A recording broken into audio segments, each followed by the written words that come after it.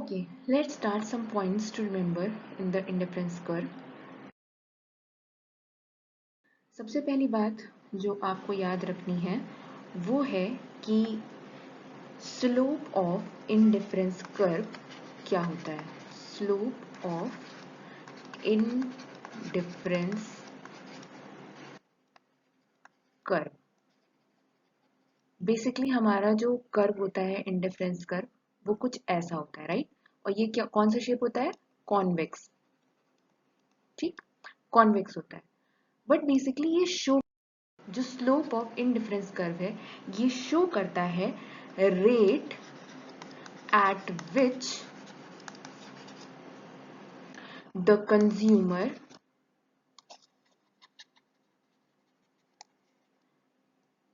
Is willing to substitute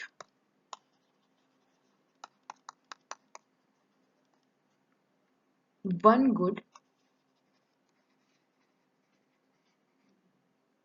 for another. Main मुद्दा जो है ये विलिंगनेस है।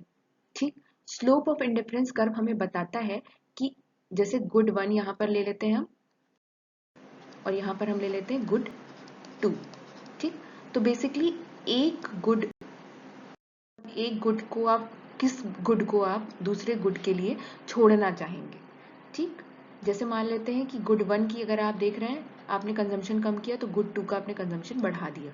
ये आपका क्या करता है? ये आपको विलिंगनेस शो कर रहा है कि हाँ आप ये करना चाहते हैं। बट इंपॉर्टेंट पॉइंट इज जो अब हम बताना चाह रहे हैं वो है एक budget line.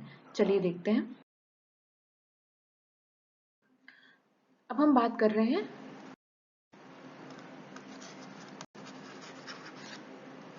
Budget line.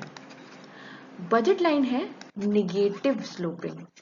Okay, indifference curve का जो स्लोप था वो था कॉन्वेक्स, ये है निगेटिव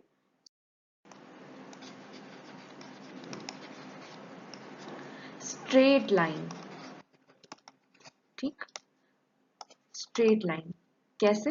ये देखिए, आप ये देख पाएंगे, ये हमारा बजट लाइन शो कर रहा है। अब बजट लाइन बेसिकली है क्या? बजट लाइन ये रेट है eight which the consumer is able to substitute one good for other।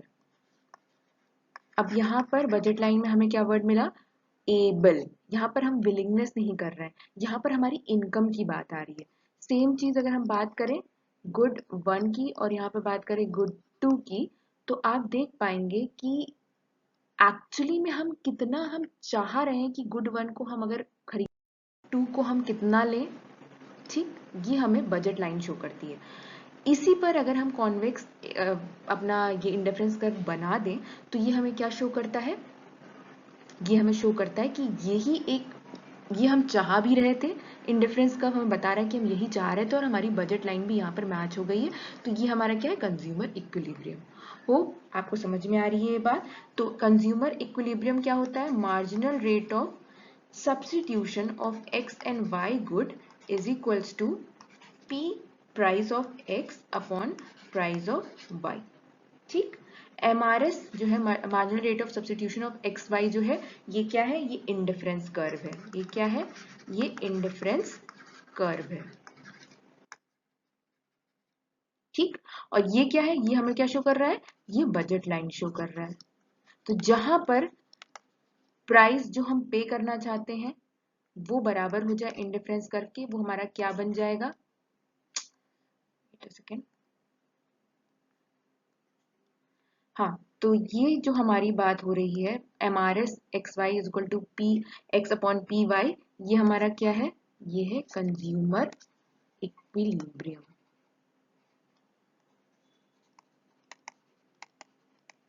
Okay okay, तो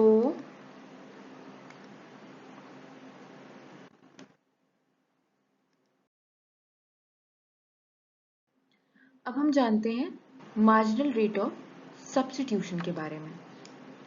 मार्जिनल रेट ऑफ सब्स्टिट्यूशन